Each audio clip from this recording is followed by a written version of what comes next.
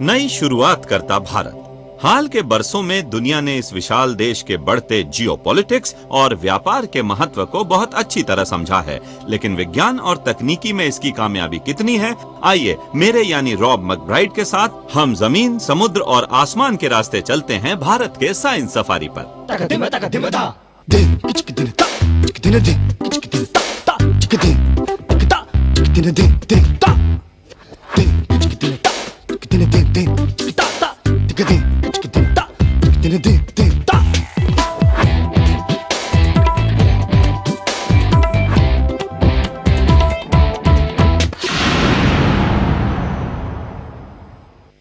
अगर आप में ब्रह्मांड के अस्तित्व को जानने की चाह और ये जानने की ललक है कि हमारी शुरुआत कहां से हुई, तो शायद आप यहां से शुरू करना चाहेंगे।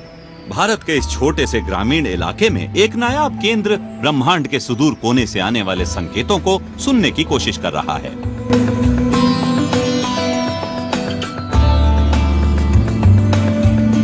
एक केंद्र की तरह यह अपने आप में निराला है। महाराष्ट्र के इस 20 किलोमीटर के इलाके में 30 एंटेना लगे हैं और इनमें से हर एक का डायमीटर 45 मीटर का है और ये सभी के सभी एंटेना ब्रह्मांड के रहस्यों को जानने की कोशिश कर रहे हैं।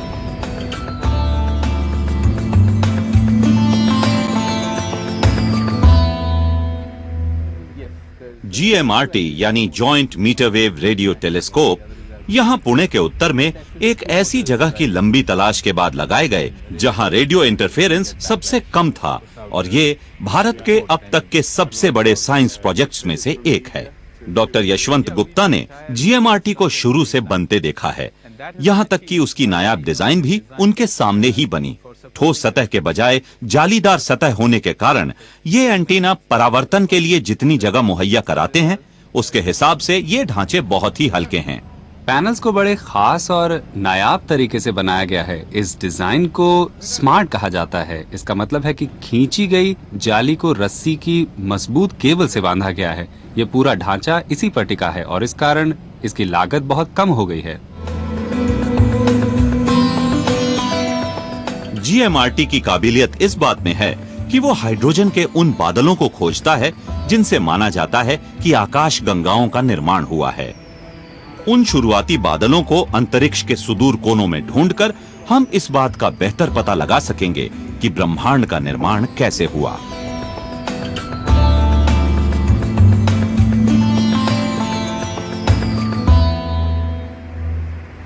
GMRT जल्द ही देश और विदेश के खगोल शास्त्रियों में बहुत लोकप्रिय हो गया है। आज यहाँ साल भर में अलग अलग प्रोजेक्ट से जुड़े करीब 100 प्रपोजल्स आते हैं और इनमें से 1/3 विदेशों से आते हैं। 100 मेगाहर्ट्ज से लेकर 1000 मेगाहर्ट्ज तक की कम रेडियो फ्रीक्वेंसियों पर काम करते हुए GMRT ने पाया है कि उसने एक महत्वपूर्ण हिस्से में अपना दबदबा बनाया है और बड़े रेडियो टेलीस्कोप्स के काम में मदद कर रहा है।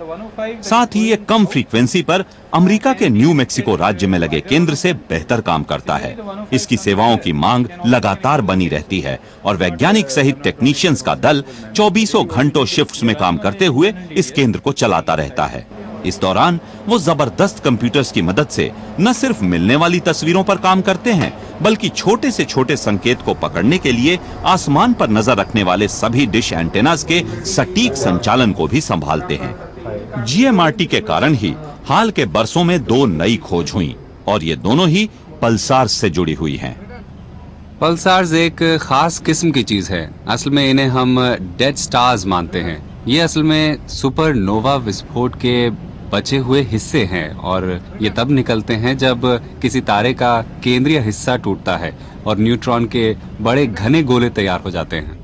इसमें कोई दो राय नहीं है कि पल्सार रिसर्च एक ऐसा विषय है जिसमें कई दशक से खगोल शास्त्री जुटे हुए हैं। खासकर 1960 के दशक में पहले पल्सार की खोज के बाद से ऐसा ज्यादा हुआ है। जैसे जैसे और पल्सार्स मिलते गए, वैसे वैसे भौतिकी के हमारे सिद्धांतों को चुनौतियां मिलने लगी। डॉक्टर गुप्ता और उनके साथियों द्वारा ढूंढा गया एक पल्सार बाइनरी सिस्टम है, यानी वो पल्सार जो किसी वस्तु का चक्कर लगा रहा हो और जिसकी कक्षा स्थिर नहीं है। इस कारण वैज्ञानिक दुविधा में हैं। 10 किलोमीटर का एक घेरा है जो बड़ी तेज गति से घूम रहा है। ये सितारे अपनी चुंबकीय धुरी के दोनों ध्रुवों से रेडियो तरंगे छोड़ रहे हैं। तो आपको ये रेडियो तरंगे वैसी ही दिखाई दे रही हैं जैसे कि लाइट हाउस से निकलने वाली रोशनी। जब ये सितारा घूमता है तो आपको एक चमक दिखाई देती है। बस ये चमक रेडियो तरंग की तरह हम तक पहुंचती है, इसीलिए हम इसे पल्सार कहते हैं। ये एक ऐसा विज्ञान है जिसमें आपको मजा आता है और साथ ही आपको ब्रह्मांड में अपनी स्थिति के बारे में सही समझ भी मिलती है। जैसे ब्रह्मांड के इतिहास के बारे में ऐसी चीज जो हमें बताती है कि कई अरबों साल पहले क्या हुआ होगा। इधर दुनिया भर के रेडियो खगोल शास्त्री अगली पीढ़ी के रेडियो टेलीस्कोप्स का इंतजार कर रहे हैं। ऐसे में GMRT बड़ी महत्वपूर्ण प्रेरणा दे रही है।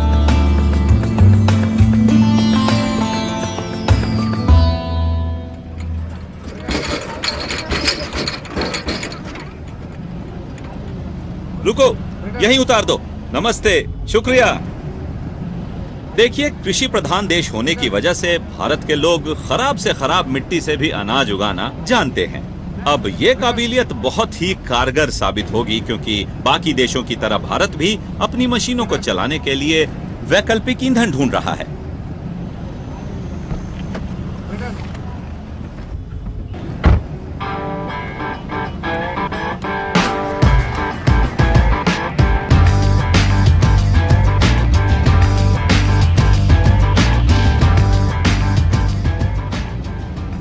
किसी गर्म दिन ठंडी मर्सिडीज में बैठकर घूमने से बेहतर और कुछ भी नहीं है। लेकिन ये मर्सिडीज बेंज आज कम होते तेल के जमाने में भी अपने ईंधन के कारण बहुत ही गजब की कार लगती है।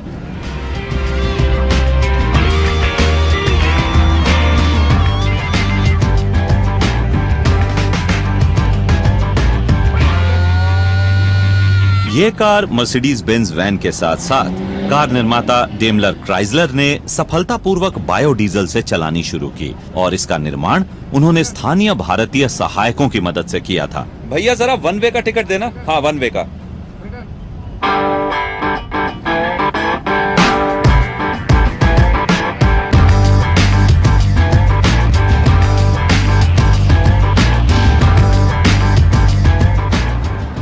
बायोडीजल को जथरोफा के पौधे से निकाला गया है। भारत में ये खरपतवार आमतौर पर उगती है, वो भी सबसे खराब मिट्टी में। इससे पैदा होने वाले बायोडीजल से कार्बन डाइऑक्साइड का निकलना कम हो जाता है।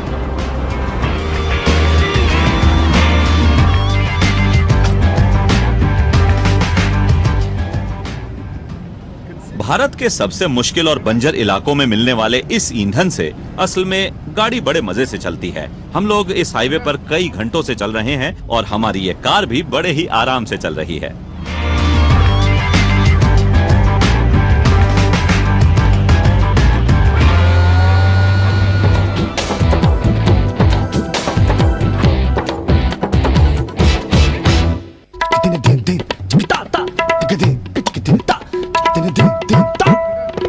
कभी वक्त खेलने का होता है और कभी पढ़ने का, और कभी कभी दोनों का ही। खिलौने और खेल ये सब साधारण विज्ञान पर आधारित होते हैं, जिनका मकसद हम सब के अंदर मौजूद एक युवा वैज्ञानिक को प्रेरित करना है। ये खेल खिलौने उन घरेलू चीजों से बने हैं जिन्हें शायद हम यूं ही फेंक देते हैं।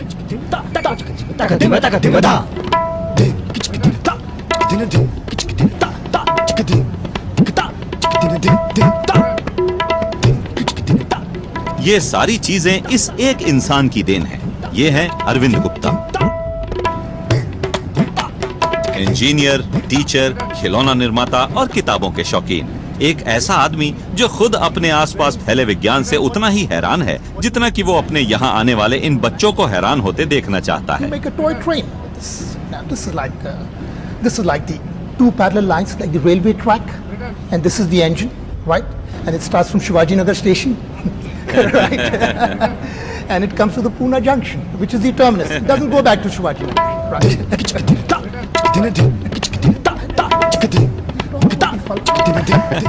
And if you stick a picture of a monkey on this, it will look like a monkey climbing a coconut tree, right? बच्चों की सहज जिज्ञासा को समझते हुए वो अपना जादू फैलाने से नहीं चूकते। अपने समय में उन्होंने बच्चों को विज्ञान सिखाने के ऐसे सैकड़ों नए तरीके इजाद किए थे। ये सिक्का और कोट का हैंगर सेंट्रीपिटल फोर्स की जटिलताओं को समझाता है। धीरे धीरे अपनी उंगली को उठाओ और इसे सीधा कर दो। इसे फौरन नहीं कर सकते क्योंकि इतनी सारी फोर्सेस हैं जिन्हें आपको अनुभव करना है। ये बहुत ही पेचीदा चीज है। और अब देखिए, क्या आप इसे ऐसे खड़ा कर सकते हैं? ये साधारण प्रदर्शन इस बात को ध्यान में रखकर किए जाते हैं कि सामान्य से सामान्य बच्चा भी सिद्धांतों को समझ ले। अरे सॉरी, माफ कीजिएगा, मैं तो दरअसल सीखने की कोशिश कर रहा हूँ। सामान्य और सस्ती शिक्षा को आधार मानकर अरविंद गुप्ता की लगातार ये कोशिश रही है कि हम बेकार हो गई चीजों के इस्तेमाल से युवाओं को विज्ञान के जादू की ओर आकर्षित कर सकें। फेंके गए पेय पदार्थों के पैकेट, साइकिल के ट्यूब्स, टूथपेस्ट के ट्यूब्स, बैटरी, फिल्म रोल के डिब्बे, इन सब को वैज्ञानिक औजार में बदला जा सकता है। अरविंद गुप्ता का मानना है कि बच्चों की ऐसी परवरिश होनी चाहिए कि वो बेकार चीजों को नए निर्माण के आधार की तरह देखें। और अरविंद जी को अपनी सरगम बजाने का पूरा हक है।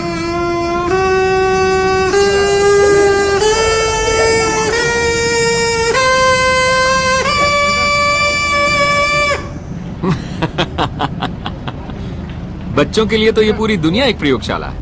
वो बिना बताए ही विज्ञान में जुटे रहते हैं और बिना सिखाए बहुत कुछ सीखते हैं। अब ये तो हम बड़े लोग हैं जो इस ओर ध्यान नहीं देते हैं। बच्चे तो बचपन से ही सीखना जानते हैं। वो तो पैदा होते ही सीखना शुरू कर देते हैं। विज्ञान और तकनीकी में अरविंद गुप्ता जैसे नई सोच रखने वाले लोगों की कोशिशों से ही भविष्य के कई लीडर्स तैयार हो रहे हैं। ये लीजिए।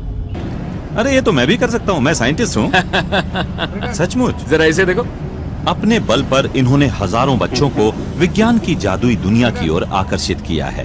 सबसे बढ़िया बात तो ये है कि इस प्रयोग को सामान्य रोजमर्रा की चीजों से विज्ञान के मूल सिद्धांत समझाए जाते हैं, लेकिन छोटी चीजों से ही बड़ी चीजें उभरती हैं। आज हम टारमैक पर LCA की टेस्ट फ्लाइट की 526वीं उड़ान को देखने के लिए खड़े हैं और ये इसके विकास कार्यक्रम का एक शानदार नमूना है।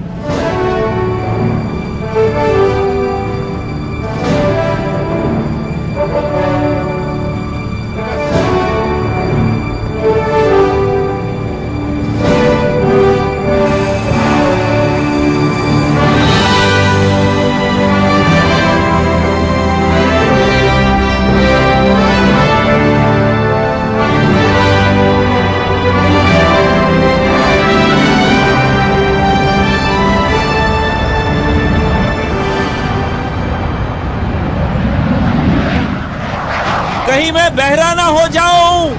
LCA यानी भारत का लाइट कॉम्बैक्ट एयरक्राफ्ट छोटा, हल्का और हरफन मौला है। ये सुपरसोनिक लड़ाकू विमान भारतीय सूझबूझ और विकास का एक शानदार नमूना है। ये इस क्षेत्र में भारत की कोशिशों का एक प्रतीक है और इसका निर्माण MiG-21 सीरीज के विमानों के बड़े बेड़े के विकल्प की तरह किया जा रहा है जो हमारे पास है, और इसे 15 या 18 साल पहले शुरू किया गया था। इस प्रोजेक्ट के दौरान हमें नई तकनीकें विकसित करनी पड़ी और फिर विमान का भी विकास करना पड़ा। हमें इस पर नाज है क्योंकि ये विमान बहुत ही नायाब है। कार्बन कंपोजिट से बना एयरफ्रेम और उन्नत एवियोनिक्स जैसी कई अहम टेक्नोलॉजी इसमें इस्तेमाल की गई, जिनकी बदौलत एक हल्का, बेहद मजबूत और तेज तर्रार विमान तैयार हुआ। इसका डिजाइन एक बेहतरीन संचालन वाले हल्के लड़ाकू विमान को ध्यान में रखकर किया गया, जो काफी बड़ी तादाद में हथियार ले जा सके और जिसे चलाना भी आसान हो। हमने ये विमान बिल्कुल वैसा ही बनाया है जैसा कि हमारे पायलट्स चाहते थे। भारत में पहले किसी और विमान में धातु के बजाय कार्बन कंपोजिट्स इतनी मात्रा में इस्तेमाल नहीं हुआ। इसका मतलब ये कि हल्का होने के साथ साथ इसके शानदार डेल्टा आकार के विंग्स में किसी जोड़ या पेंच की जरूरत ही नहीं है और साथ ही इसे रडार पर पकड़ना मुश्किल हो जाता है। खाली विमान का वजन कम रखा गया है क्योंकि हमने इसमें धातु का इस्तेमाल नहीं किया है। इस कारण इससे टकराकर लौटने वाली रडार तरंगें भी कम होती है और इस तकनीक में मरम्मत भी आसानी से हो जाती है। विमान में जंग भी नहीं लगता और ना ही ये गलता है। LCA कार्यक्रम की मदद से भारतीय इंजीनियर्स ने नए पदार्थों के साथ काम करने में महारत हासिल की है। इसके प्रोटोटाइप मॉडल नंबर 3 को तैयार करने में आप देख सकते हैं कि कितना कंपोजिट पदार्थ इस्तेमाल किया जा रहा है और करीब 90% सतह इसी पदार्थ से बनी है।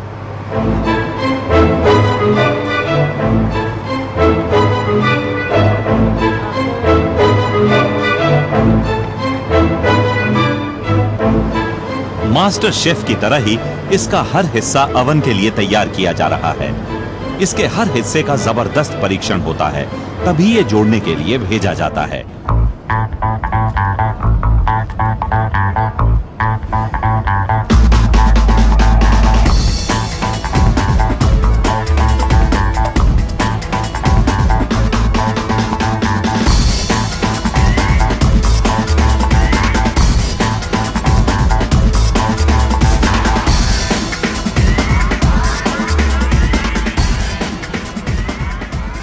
इतना शानदार सुपरसोनिक विमान बनाने के लिए ढेर सारे सुपरसोनिक परीक्षण किए जाएंगे, तभी यह विमान उड़ने लायक होगा। एलसीए के विकास के दौरान विंड टनल में इसे 7000 बार ले जाया गया।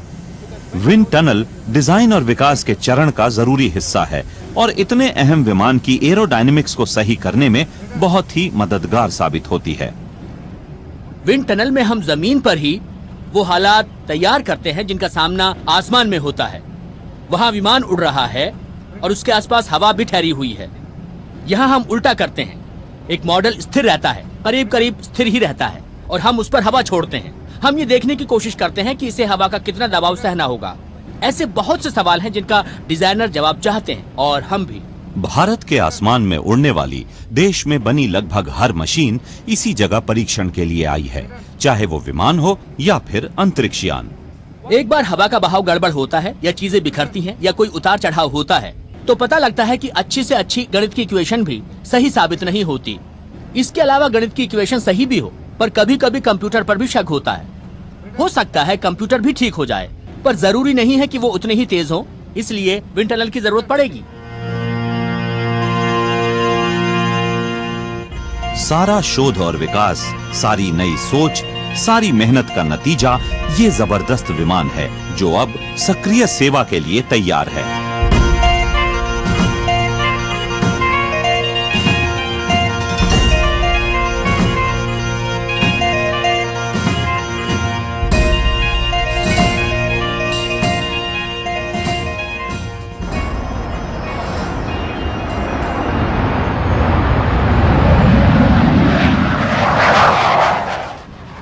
एलसीए ने भारतीय विमान उद्योग को एक नया आयाम दिया है। डिजाइन, एवियोनिक्स और एडवांस्ड इंजीनियरिंग में भारत को अपनी मेहनत से महारत मिली है और अब विदेशी टेक्नोलॉजी पर उसकी निर्भरता नहीं रह गई है। बहुत से लोगों को ये यकीन ही नहीं था कि हम ऐसा कुछ कर पाएंगे। आज हमने ये कर दिखाया, और न सिर्फ किया बल्कि इसे इस्तेमाल करने वालों को भी भरोसा दिलाया कि वो ये कह सके कि वो मिराज से बेहतर विमान उड़ा रहे हैं। आज मैं कह सकता हूं कि हमने 30 साल की टेक्नोलॉजी की खाई को पाट दिया है और आज हम ज्यादातर देशों के बराबर आ गए हैं। भविष्य में अगर हमें अगली पीढ़ी के लड़ाकू विमान बनाने पड़े तो वो विमान शर्त या भविष्य के किसी भी लड़ाकू विमान की बराबरी कर सकेंगे। डिजिटल फ्लाई बाय वायर तकनीक पायलट के विमान को आराम से उड़ाने और उसकी क्षमता का पूरा इस्तेमाल करने के लिए जरूरी है। आज हम दुनिया के सबसे शानदार लड़ाकू विमानों में से एक के सिमुलेटर में बैठे हैं। देखते हैं कि यह काम कितना मुश्किल है। जवाब है बहुत मुश्किल। नई पीढ़ी के लड़ाकू विमानों के लिए पायलट्स की नई पीढ़ी आ रही है।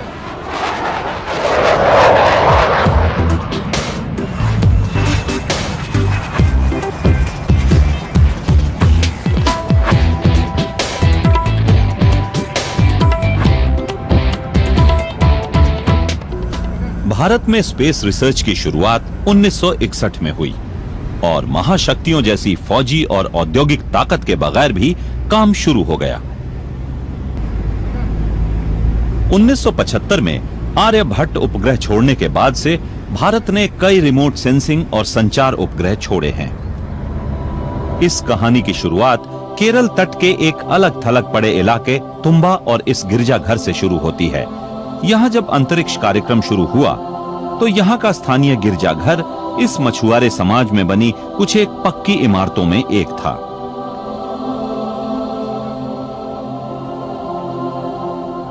आज यहाँ एक संग्रहालय है जिसकी तमाम प्रदर्शनियां भारत के अंतरिक्ष कार्यक्रम की कहानी सुनाती हैं। ये कहानी सामान्य साउंडिंग रॉकेट से शुरू होकर एकदम नई तकनीक से बने बड़े लॉन्च व्हीकल्स तक जाती है, जिनकी मदद से उपग्रहों को कक्षा में छोड़ा जाता है। विशाल उपग्रहों से लेकर छोटे उपग्रहों तक को यहाँ छोड़ा जाता है। ये मौसम बताने वाला रॉकेट आज शाम को भारतीय अंतरिक्ष कार्यक्रम की जन्मस्थली तुम्बा से छोड़ा जाने वाला है। लॉन्च के लिए रॉकेट को तैयार करते समय चेतावनी के लिए फ्लेयर दागे जा रहे हैं। ये तुम्बा से हर 15 दिन में किया जाने वाला लॉन्च है, जो वायुमंडल में ऊंचाई पर मिलने वाली जेट स्ट्रीम में हवा की रफ्तार को मापता है। शुरू से ही अंतरिक्ष की छानबीन का मकसद इंसान की जरूरतों को पूरा करना रहा है और भारत के अंतरिक्ष कार्यक्रम में शिक्षा, प्रसारण और रिमोट सेंसिंग में ये बखूबी नजर आता है। Stand by for time mark at T-minus.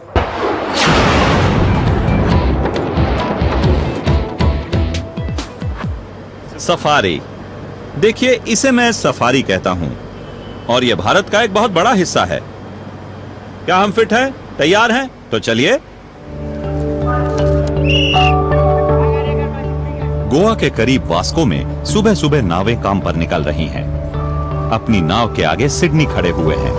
वो पेशे से इलेक्ट्रिकल इंजीनियर हैं, लेकिन समुद्र से लगाव होने की वजह से उन्होंने मछली पकड़ने का पेशा शुरू किया है। उपग्रह से मिलने वाली जानकारी के कारण उनका काम आसान हो गया है और उन्हें पता है कि कहाँ मछली पकड़नी है। जहां मछलियां आसानी से मिल सकती हैं, उन इलाकों की जानकारी आजकल इसलिए ज्यादा कारगर है क्योंकि हम मछली ढूंढने में वक्त बर्बाद नहीं कर सकते। तो अगर हमें मछली पकड़ने के संभावित इलाकों की जानकारी पहले से मिल जाए तो वहां मछली पकड़ने के मौके बढ़ जाते हैं। ऐसे में वक्त और डीजल दोनों की बचत होती है।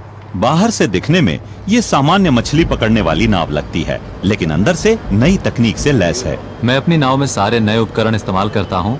मेरी नाव पर एक DGPS है, ये डिफरेंशियल GPS है। इसके अलावा इको साउंडर और मछली का पता लगाने वाला यंत्र है। एक सोनार भी है जो मेरी नाव से 400 मीटर दूर तैर रही मछली का भी पता लगा लेता है। लेकिन मछली के उतना करीब पहुंचने के लिए सिडनी को पता होना चाहिए कि उन्हें कहां मछली पकड़नी है, और इसी में संभावित मछली पकड़ने वाले इलाके की जानकारी मददगार होती है। महासागर के वैज्ञानिकों, समुद्री जीव विज्ञानियों और रिमोट सेंसिंग विशेषज्ञों से ये हाईटेक आंकड़े मिलते हैं। होता यह है कि हम नोवा उपग्रह से मिले आंकड़े जांचते हैं, समुद्री सतह का तापमान लेते हैं और फिर इन आंकड़ों को IRIS-P4 ओशनसेट के आंकड़ों से मिलाकर देखते हैं। ये भारतीय उपग्रह क्लोरोफिल की जानकारी देता है। इसमें हम उन बातों पर ध्यान देते हैं जो मछलियों की बड़ी तादाद के लिए जरूरी है, उसे फिर हम मार्क कर देते हैं। इसके बाद इसे हाइड्रोग्राफिक ऑफिस चार्ट पर उतारते हैं, जिससे मछुआरे इसे देखकर आसानी से समझ सकें। सिडनी और उनके दल के लिए इसका मतलब है ज्यादा मछलियां और कम मेहनत। इतने बड़े तट पर मछली से आजीविका कमाने वाले 1 करोड़ लोगों के लिए उपग्रह तकनीक ने इन मछुआरों को बहुत ज्यादा मदद दी है।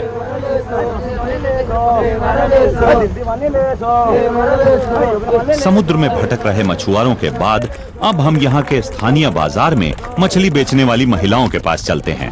क्या नाम है इस मछली का? कोबरा। कोबरा खाने में अच्छी है। कोबरा कितना? ये पूरा 50। हाँ, पूरा 50 रुपए। 2 रुपए का या 5 रुपए का? 5 रुपए। 5। कौन सा गांव से आया? क्या पूछ रही है? मैं कौन से गांव से आया? अच्छा, मैं हांगकांग के गांव से आया। हांगकांग से। जानती हो, चीन के पास एक छोटा सा गांव है। टीवी में दिखा था। चीन के बारे में जानती हो? मैं चीन से आया हूँ, लेकिन मैं चीनी नहीं हूँ। अच्छा, हम चलते हैं। बस भी करो। इनसे बात करने में पूरा दिन लग जाएगा।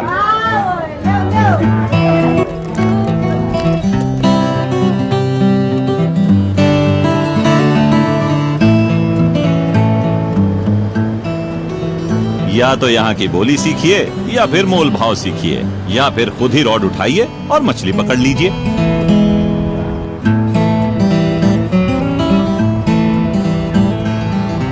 मिल गई।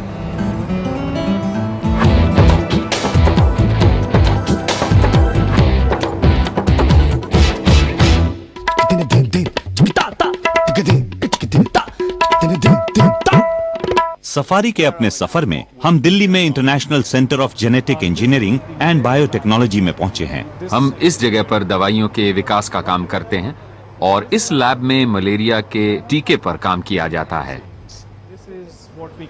डॉक्टर चेतन चिटनिस एक बहुत पुराने दुश्मन से चल रही जबरदस्त लड़ाई में अहम भूमिका निभा रहे हैं। ये लड़ाई कई दशकों से चल रही है, पर अब इसका अंत दिखाई देने लगा है और इसका श्रेय मलेरिया के उस टीके को जाता है जिसकी बरसों से लोगों को तलाश थी। डॉक्टर चिटनिस, जरा हमें ये बताइए कि इंसान के स्वास्थ्य के लिए मलेरिया कितनी बड़ी चुनौती है? देखिए, अगर संक्रामक बीमारियों के नजरिए से देखें तो अभी भी मलेरिया की वजह से बड़ी तादाद में लोगों की जानें जाती हैं। ऐसा माना जाता है कि हर साल मलेरिया के 30 करोड़ मामले सामने आते हैं और करीब 20 से 30 लाख लोग इसके शिकार होते हैं। इसमें बच्चे ज्यादा होते हैं। मलेरिया के नए नए प्रकार अपने खिलाफ इस्तेमाल होती दवाइयों के विरुद्ध प्रतिरोधक क्षमता विकसित करते जा रहे थे। इसीलिए इस बीमारी को फैलने से रोकने के लिए एक कारगर टीके की जरूरत थी। इसके लिए इस परजीवी के काम करने और उसे मारने के तरीके के बारे में क्रांतिकारी नई सोच की जरूरत थी। जरा बताइए, ये टीका कैसे काम करता है? हमने डफी बाइंडिंग प्रोटीन बनाने वाले जीन का क्लोन तैयार कर लिया है, खासकर वो हिस्सा जो हमारे द्वारा लगाए जा रहे रिसेप्टर को ई कोलाई से मिला देता है, और हम इस फर्मेंटर में ई कोलाई को विकसित करते हैं। ये ई कोलाई प्रोटीन पैदा करती है और मैं अभी आपको बगल की लैब में दिखाऊंगा कि हम प्रोटीन को ई कोलाई से साफ करके निकालते हैं और वही टीके का काम करती है। अगर लोगों को इस प्रोटीन के टीके लगा दिए जाएं तो उनके शरीर में एंटीबॉडीज पैदा होंगी और यही एंटीबॉडीज उस परजीवी को मारकर लाल रक्त कोशिकाओं पर उनके हमले को रोक सकेंगी। इस कामयाबी से टीम ने फिर से सार्वजनिक और निजी क्षेत्र के आपसी सहयोग की कारगरता को साबित कर दिया है और ये भी बताया है कि मलेरिया जैसी बड़ी चुनौती से जूझने के लिए कई संगठनों को मिलकर काम करना पड़ता है। ये भारत बायोटेक की एक प्रोडक्शन लाइन है। भारतीय दवा उद्योग में नए नजरिए के साथ विकास करने वाली इस अग्रणी कंपनी ने हेपेटाइटिस बी के टीके बनाने की एक तकनीक विकसित की है जिसमें बहुत कम लागत लगती है और इसके केमिकल बाय प्रोडक्ट्स भी बहुत ही कम होते हैं। हमने सोचा कि हमें नए तरीके अपनाने होंगे ताकि हम ज्यादा सुरक्षित टीके तैयार कर सकें जिनकी लागत कम हो, और यही हमारा मकसद था। और इसे पाने के लिए हमने हाइमैक्स का विकास किया और इसके लिए हमें विश्वव्यापी पेटेंट मिला। भारतीय दवाई कंपनियों के कारण आज विकासशील देशों में लोगों को मिलने वाली बहुत सारी दवाइयों के दाम में जबरदस्त कमी आई है। भारत के पेटेंट कानूनों ने कंपनियों को विकसित देशों की कंपनियों के मुकाबले जेनेरिक दवाइयों के उत्पादन के ज्यादा सस्ते और नए तरीके अपनाने का विकल्प दिया है। इससे दवाइयों के दाम में 10 गुना कमी हो गई और आज हालत यह है कि जो टीका $20 में बिकता है उसे हम 20 सेंट में बेच सकते हैं। मेरा मानना है कि भारत को विकसित देश बनाने में नए नजरिए ने बहुत मदद की है। उत्पादन की कीमत कम होने और हुनर की बहुतायत के कारण आज फार्मास्यूटिकल, मेडिसिन और बायोटेक्नोलॉजी के क्षेत्र में भारत एक दिलचस्प मोड़ पर खड़ा है। एक ऐसा दौर जिसमें यह देश कुछ मामलों में विश्व के पथ प्रदर्शक देश की तरह उभरेगा और इससे उन लोगों और समाजों को सबसे ज्यादा फायदा होगा जिन्हें इसकी सबसे ज्यादा जरूरत है।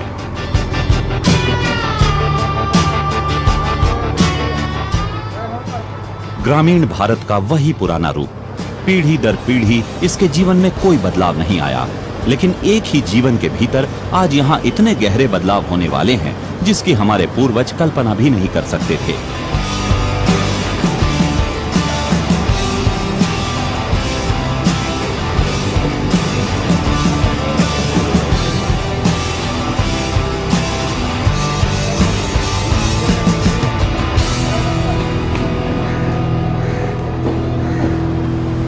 हम आंध्र प्रदेश के जीनुरु गांव में हैं। ऊपर से तो सब कुछ सामान्य नजर आता है, लेकिन एंटेना का होना यह बताता है कि यहाँ का जीवन अब पहले जैसा नहीं रहेगा। मैं खेत में बैठा कंप्यूटर खोलकर ईमेल देख सकता हूँ। जैसा कि हम सब जानते हैं कि ग्रामीण भारत में इंटरनेट और संचार माध्यमों की पहुंच जबरदस्त रही है। हालांकि ग्रामीण विकास की दर उतनी तेज नहीं रही, लेकिन आज एक की मदद से दूसरे को बढ़ावा देने की कोशिश है। टेक्नोलॉजी की मदद से यहाँ प्रोजेक्ट अश्विनी चलाया जा रहा है। यहाँ एक ग्रामीण केंद्र में छात्र रोजाना एक ऐसे टीचर से पढ़ने आते हैं जो मीलों दूर बने क्लासरूम में बैठी है। Good morning, children. How are you? इस प्रोजेक्ट के तहत 32 अश्विनी सेंटर्स तैयार किए गए हैं, जो ग्रामीण इलाकों में करीब 5 लाख लोगों को ये सुविधा मुहैया कराते हैं। Madam please say about the एडवर्क। आपसी बातचीत वाले सेशंस के दौरान इसमें हिस्सा लेने वाले अपनी प्रतिक्रिया देते हैं और पूरी प्रक्रिया का हिस्सा बनते हैं। आज एक दूसरे से दूरी इस इंटरनेट के युग में बेमानी हो गई है। बाईराजू फाउंडेशन ऐसे टीचर्स को रखता है जो बच्चों और बड़ों को लगातार चलने वाले शिक्षा कार्यक्रम में इस वाईफाई नेटवर्क की मदद से शिक्षा देते हैं। इसके साथ ही परंपरागत क्लासरूम्स के दूसरे स्रोत जैसे कठपुतलियां कहानियां सुनाने और जनता को सूचना देने के लिए इस्तेमाल की जाती हैं।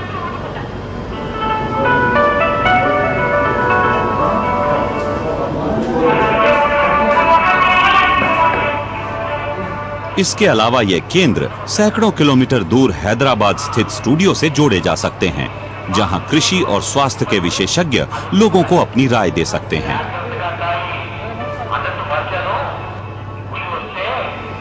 ये सारे प्रभाव ये तय कर रहे हैं कि इन बच्चों को जो समाज मिले और जिसे वो अगली पीढ़ी को सौंपे, वो हमारे जमाने से बेहतर हो। तुम लोग सब उस कैमरे की ओर देखना, ठीक है? तुम्हारी बहुत अच्छी फोटो आएगी। हैं? Tell me what's your name? My name is सच्चे रम्या। सच्चा रम्या।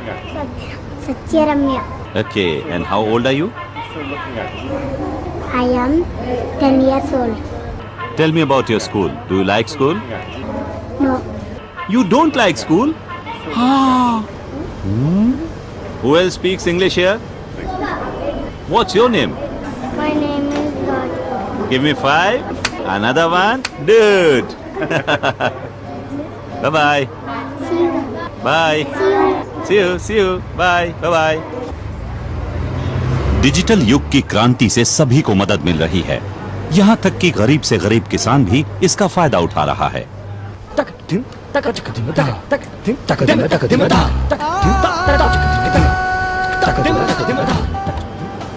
मैं यहाँ इस खेत में कुछ किसानों के साथ कीड़ों की तलाश में हूँ। अब ये तो नहीं पता कि कौन से कीड़े ढूंढने हैं, लेकिन जैसे ही वो कीड़े हमें मिल जाएंगे, हमें एकदम पता लग जाएगा।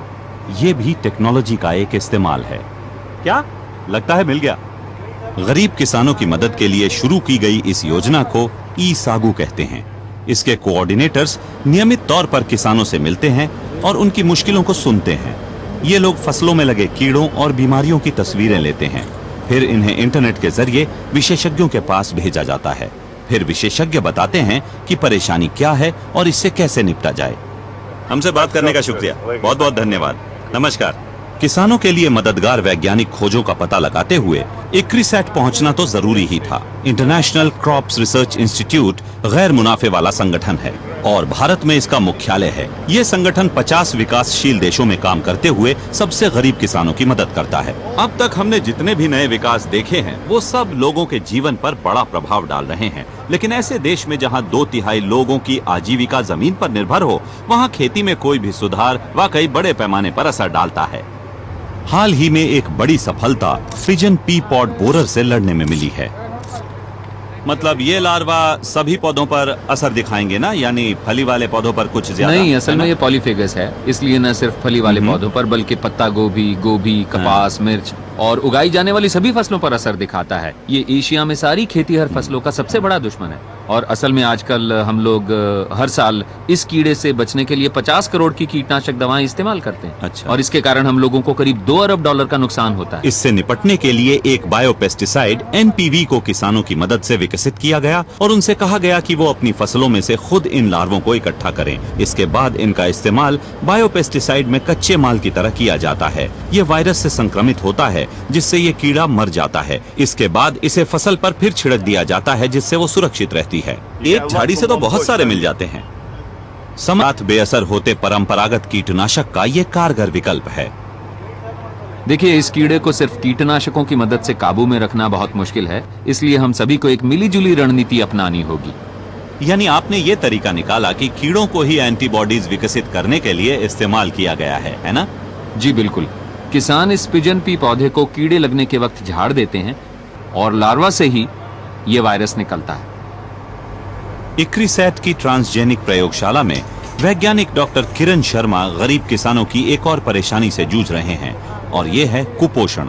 एक भूख ऐसी होती है जहां आपको खाने के लिए पर्याप्त कैलोरी नहीं मिलती, और दूसरी भूख ज्यादा खतरनाक होती है जहां लोगों को लगता है कि उन्हें पर्याप्त खाना मिल रहा है लेकिन वो संतुलित आहार नहीं होता। तो इससे वो स्थिति खड़ी होती है जिसे हम छिपी हुई भूख कहते हैं, जहां जरूरी मिनरल्स और विटामिन की कमी रह जाती है।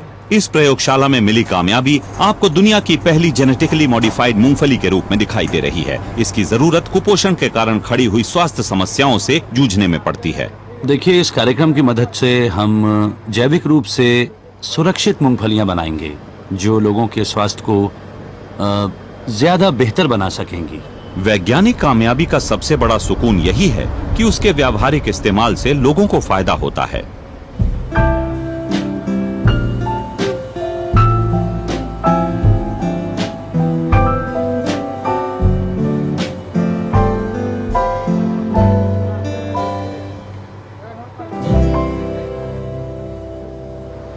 अगर आपको वैज्ञानिक जीवन के बारे में नए नजरिए से देखना है तो कुछ वक्त एक ऐसी जगह बिताइए जहां जिंदगी जीने की एक नई शैली विकसित की गई है। यहाँ लोगों के लिए सूरज महत्वपूर्ण भूमिका अदा करता है और न सिर्फ उनकी आत्माओं की शुद्धि करता है बल्कि पेट भी भरता है। आपके शरीर को ऊर्जा मिल रही है और इसके साथ ही बैटरी रिचार्ज हो रही है।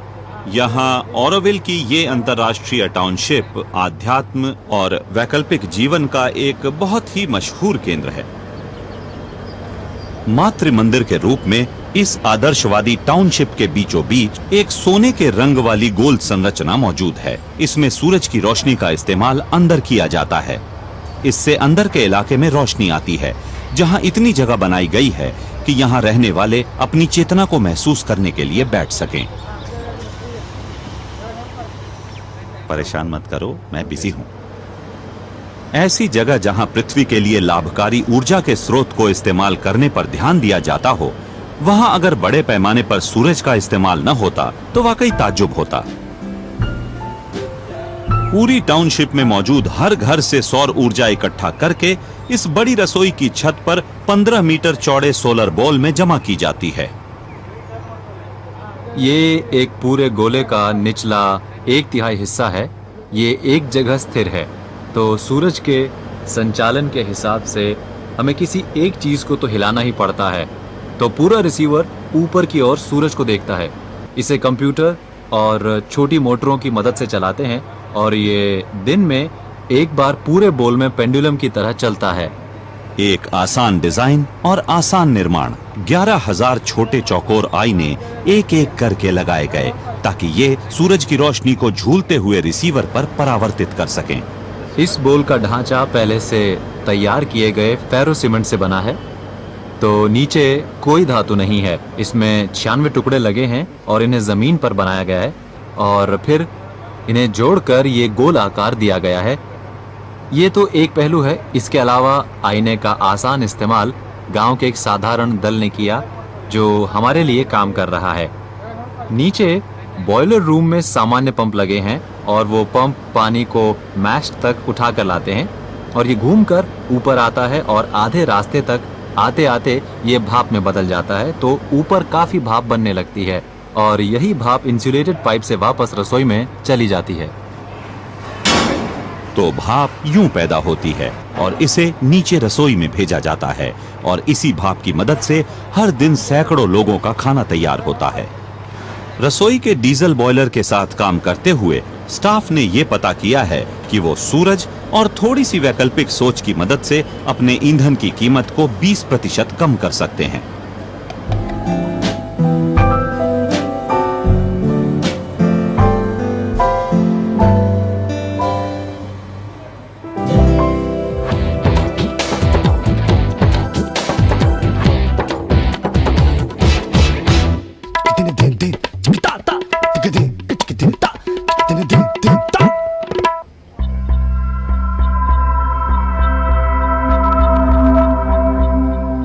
गोवा के तट पर आज शाम हो रही है।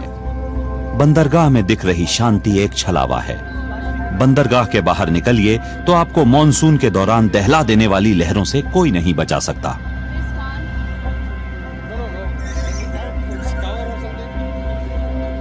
अपनी छोटी सी मछली पकड़ने वाली नाव से सागर कन्या पर चढ़ना अपने आप में एक रोमांचक काम था। आधे घंटे तक उसके इस्पात से टकराने और जूझने के बाद ये तय हुआ कि हमारा सामान माल वाले जाल में जाएगा और हम रस्सी वाली सीढ़ी से ऊपर की ओर चढ़ेंगे। तो रात में इतनी देर से हम यहाँ गोवा के तट से थोड़ा आगे जबरदस्त लहरों के बीच उपकरणों को माल वाले जाल में ऊपर पहुंचाकर खुद जहाज पर सवार हुए हैं और उम्मीद करते हैं कि हमें एक कैबिन जरूर मिलेगा। ये सागर के शोध का सबसे बुरा पहलू है। देखिए मेरी पैंट बिल्कुल गंदी हो चुकी है। चलिए अब कैबिन ढूंढता हूँ और अपना सामान रख देता हूँ। इस समुद्री यात्रा के लिए आकर हमने समुद्री वैज्ञानिकों की तमाम पीढ़ियों के काम पर नजर डाली है।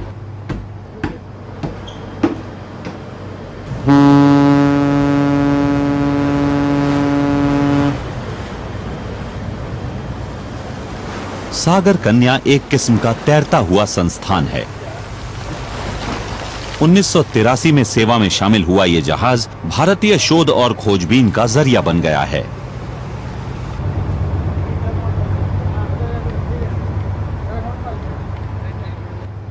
सागर कन्या, इसका मतलब है सागर की बेटी, और भारत के लिए ये एक बहुत ही महत्वपूर्ण जहाज है। 1983 में इसका निर्माण हुआ और अब ये करीब 24 साल पुराना है। सागर कन्या में कई चीज़ों पर काम होता है और भारत के करीब करीब सभी वैज्ञानिक अनुसंधान केंद्र इस जहाज का इस्तेमाल करते हैं, चाहे वो विश्वविद्यालय हो, सरकारी संगठन हो या दूसरे शोध संस्थान हो। जहाज पर एक बायोलॉजिकल लैब है, एक ड्राई लैब है, वेट लैब भी है, मरीन जियोलॉजिकल लैब है, जियोफिजिकल लैब है और जियोफिजिकल उपकरण हैं, जिनमें ग्रेविमीटर और सब बॉटम प्रोफाइलर वगैरह शामिल हैं। अपनी यात्रा में हम पश्चिम में अरब सागर की ओर जा रहे हैं, लेकिन साल भर ये जहाज न सिर्फ इस तट पर बल्कि हिंद महासागर और बंगाल की खाड़ी में भी तमाम अभियानों में व्यस्त रहता है। ऐसी यात्राओं पर ये लगातार सागर पर नजर रखता है और उसके खारेपन के तमाम पहलुओं के साथ साथ तापमान को नापता है और प्लैंकटन और पानी में घुले पौष्टिक तत्वों के नमूने लेता है। इसके बाद इन नमूनों की जहाज पर मौजूद प्रयोगशालाओं में से किसी एक में जांच होती है। इन सब की मदद से भारत के सागरों की समझ के साथ साथ मौसम के तौर तरीकों की समझ बढ़ती है, जो उसके विशाल तटों के आसपास फैला है और मॉनसून जैसी चीजों को प्रभावित करता है।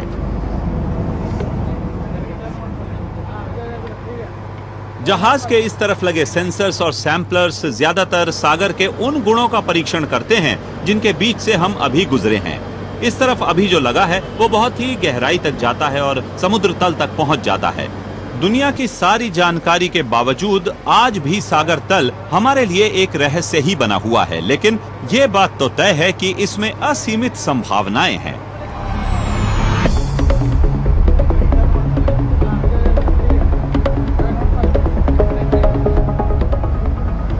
दुनिया उन खनिजों और कच्चे माल की खोज कर रही है जिनकी जमीन पर अब कमी पड़ने लगी है। इसके लिए ज्यादा से ज्यादा लोग सागर तल की ओर बढ़ रहे हैं। बाकी सभी समुद्री ताकतों की तरह भारत ने भी पॉलीमेटालिक नोड्यूल्स के महत्व को समझा है। आलू के बराबर के ये नोड्यूल्स गहरे सागर के तल पर फैले रहते हैं। इनमें निकल, तांबा और कोबाल्ट जैसी बहुत सी महत्वपूर्ण धातुएं शामिल होती हैं। भारत उन कुछ देशों में से एक है जिनके पास इन नोड्यूल्स का पता लगाने की काबिलियत है। हमने ऐसे इलाकों का पता लगा लिया है जहां से ये नोड्यूल्स निकाले जा सकते हैं। तो इस समय तो हम उन्हें निकालने की प्रायोगिक तकनीकों पर काम कर रहे हैं और साथ ही ये देख रहे हैं कि धातु विज्ञान में कौन से बदलाव किए जाएं जिनसे इन नोड्यूल से धातु निकल सके।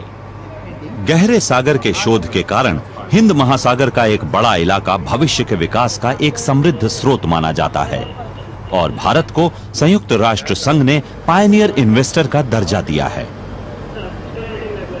सागर की बेटी ये सागर कन्या बड़ी खूबसूरती से बड़ी हो रही है, लेकिन इसे नए तकनीकी बदलावों की मदद से लगातार युवा रखा जाता है। जैसे कि इस आधुनिक सैटेलाइट पोजिशनिंग सिस्टम को ही लीजिए, ये सर्वे के लिए बिल्कुल सही रास्ता बताता है। परस्पर संबंध वाले शोध जैसे वायुमंडल और सागर के बीच संबंध वाले शोध हमारे वैज्ञानिक अनुसंधान का मुख्य हिस्सा हैं। ऐसे विकासों के कारण इस जहाज को बहुत सी यात्राएं करनी होंगी और वो बहुत सी खोजें करेगा। मॉनसून के बादलों के बीच वापसी यात्रा में भी आंकड़ों का इकट्ठा होना जारी है और ये हमारे आसपास फैली भौतिक दुनिया की हमारी जानकारी को लगातार बढ़ाता रहेगा। तो दोस्तों, इसके साथ ही यहाँ सागर कन्या पर हमारी सफारी खत्म होती है। जाहिर है कि जिन कहानियों को हमने चुना वो कभी खत्म नहीं होंगी। उनका रूप ही ऐसा है कि उनमें होने वाले बदलाव हमेशा अगले विकास की ओर आगे बढ़ते ही रहेंगे। तो साइंस सफारी की टीम की तरफ से मैं आपसे विदा लेता हूँ। Good bye.